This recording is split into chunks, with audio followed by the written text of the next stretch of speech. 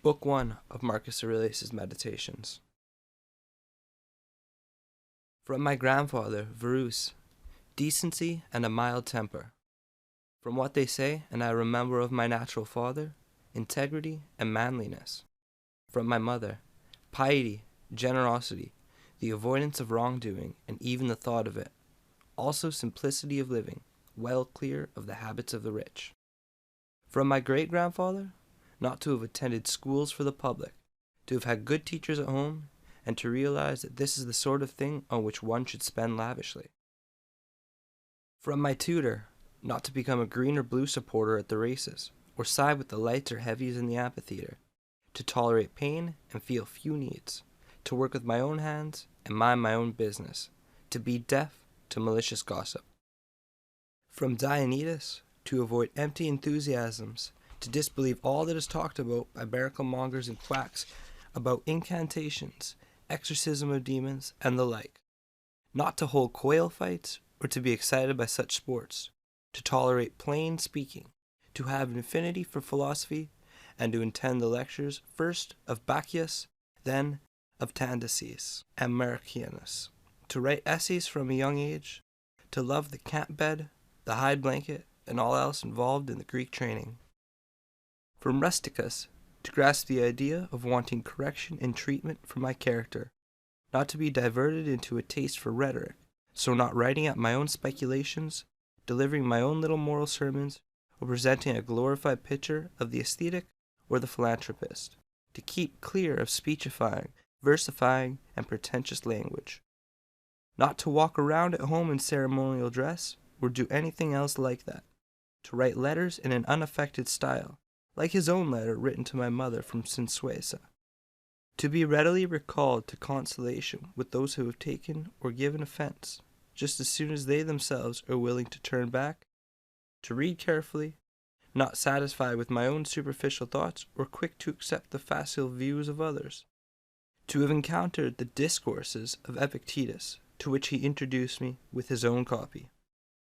From Apollonius, moral freedom, the certainty to ignore the dice of fortune, and have no other perspective, even for a moment, than that of reason alone. To be always the same man, unchanged in sudden pain, in the loss of a child, in lingering sickness, to see clearly in his living example that man can combine intensity and relaxation. Not to be impatient in explanation. The observance of a man who clearly regarded as the least of his gifts his experience and skill in communicating his philosophical insights, the lesson of how to take apparent favors from one's friends, neither compromised by them, nor insensitive in their rejection. From Sextus, a kindly disposition, and the pattern of a household governed by the paterfamilias, the concept of life lived according to nature, an unaffected dignity, intuitive concern for his friends, tolerance both of ordinary people and of the emptily opinionated, an agreeable manner withal, so that the pleasure of his conversations was greater than any flattery, and his very presence brought him the highest respect from all the company.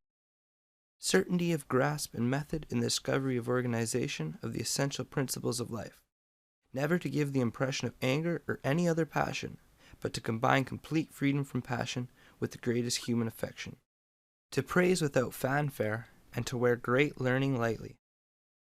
From Alexander the grammarian, not to leap on mistakes or capriciously interrupt when anyone makes an error of vocabulary, syntax, or pronunciation, but neatly to introduce the correct form of the particular expression by way of answer, confirmation, or discussion of the matter itself, rather than its phrasing, or by some other such fallacious prompting. From Fronto, to understand the effect of suspicion, caprice, and hypocrisy in the exercise of absolute rule, and that for the most part these people we call patricians are somewhat short of human affection.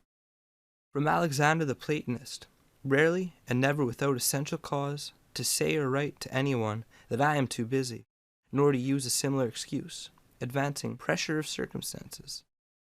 In constant avoidance of the properties inherent in our relations to our fellows and contemporaries. From Catullus, not to spurn a friend's criticism, even if it may be unreasonable complaint, but to try to restore his usual feelings, to speak of one's teachers with wholehearted gratitude, as is recorded of Domitius and Athenodotus, and a genuine love for children. From Severus, love of family, love of truth, love of justice. To have come by his help to understand Thracia, Helvidius, Cato, Dio, Brutus. To have conceived the idea of a balanced constitution, a commonwealth based on equality and freedom of speech, and of a monarchy which values above all the liberty of the subject. From him, too, a constant and vigorous respect for philosophy, beneficence, unstinting generosity, optimism. His confidence in the affection of his friends, his frankness with those who met with his censure, and open likes and dislikes, so that his friends did not need to guess at his wishes. From Maximus, self-mastery, immune to any passing whim. Good cheer in all circumstances, including illness. A nice balance of character, both gentle and dignified, an uncomplaining energy for what needs to be done, the trust he inspired in everyone that he meant what he has said and was well-intentioned in all that he did. Proof against surprise or panic, in nothing either hurried or hesitant, never short of resource, never downcast or cringing, or on the other hand angry or suspicious. Generosity in good works, and a forgiving and truthful nature. The impression he gave of undeviating rectitude as a path chosen rather than enforced. The fact that no one would have ever thought of himself belittled by him, or presumed to be considered himself as superior to him, and a pleasant humor. From my adoptive father, gentleness and an immovable adherence to decisions made after full consideration, no vain taste for so-called honors, stamina and perseverance, a ready ear for anyone with any proposal for the common good, to reward impartially, giving everyone their due, experience of where to tighten, where to relax, putting a stop to homosexual love of young men, a common courtesy, excusing his court from constant attendance at dinner with him, and the obligation to accompany him out of town.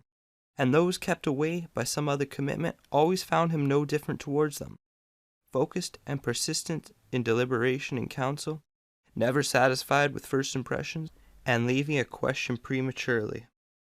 The concern to keep his friends, with no extremes of surfeit or favoritism, his own master in all things, and serene with it. Foresight for the longer issues, and unfussy control of the least detail. The check he put in his reign on acclamations and all forms of flattery. His constant watch on the needs of the empire, his stewardship of its resources, and his tolerance of some people's criticism in this area. No superstitious fear of the gods, nor with men any populism or obsequious courting of the mob, but a sober steadfastness in all things, and nowhere any vulgar or newfangled taste. In those things which conduce to the comfort of life, and here fortune gave him plenty, to enjoy them without pride or apology either, so no routine acceptance of their presence or regret with their absence. The fact that no one would ever describe him as a fraud or impostor or a pedant, but rather as a man of mellow wisdom and mature experience, beyond flattery, able to take charge of his own and others' affairs. Further, his high regard for genuine philosophers. For the other sort he had no hard words, but easily saw through them, sociability and a sense of humor.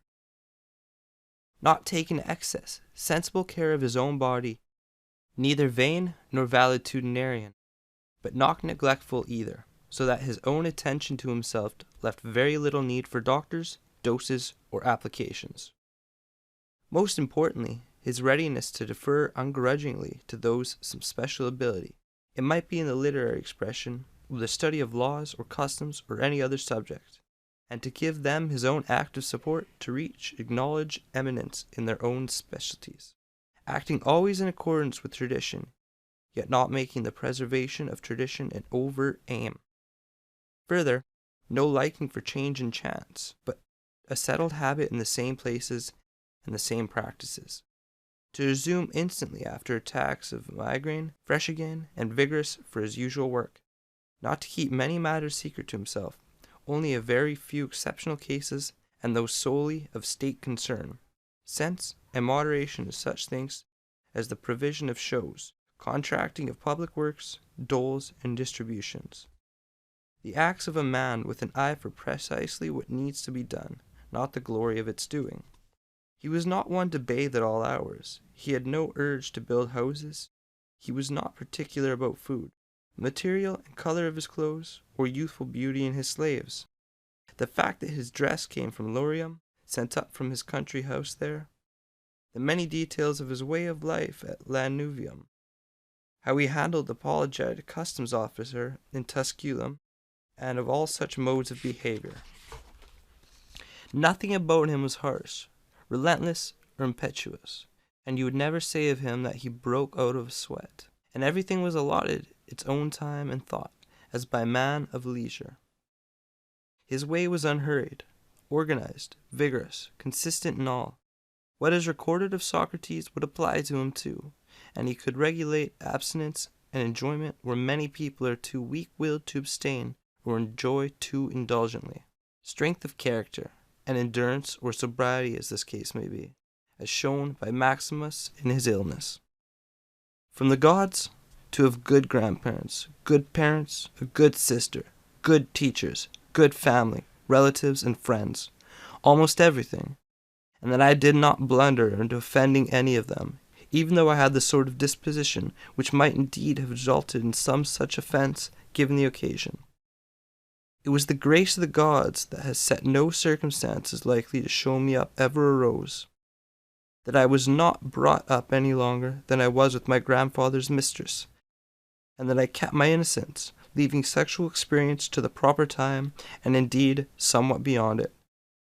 That I came under a ruler and a father who was to strip me of all conceit and bring me to realize that it's possible to live in a palace without feeling the need for bodyguards or fancy uniforms, candelabra, statues, or the other trappings of such like pomp, but that one could reduce oneself very close to the station of a private citizen and not thereby lose any dignity or vigor in the conduct of a ruler's responsibility for common good.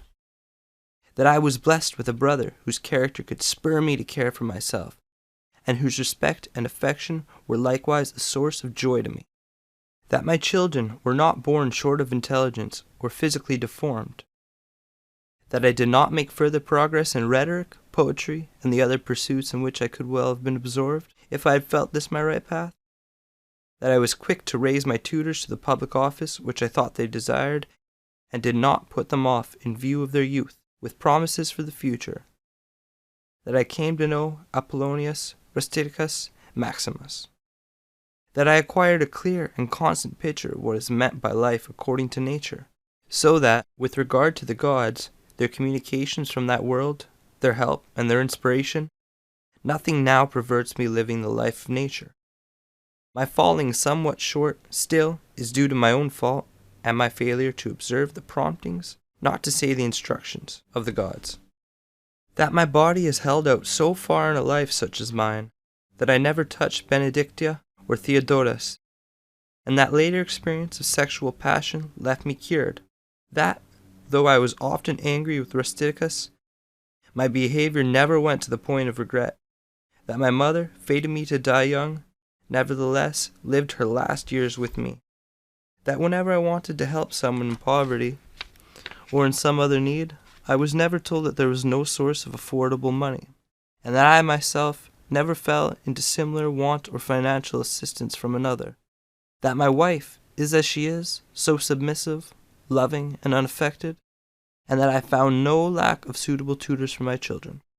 That I was given help through dreams, especially how to avoid spitting blood and bouts of dizziness, and the response of the oracle at Caetia, just as you use yourself.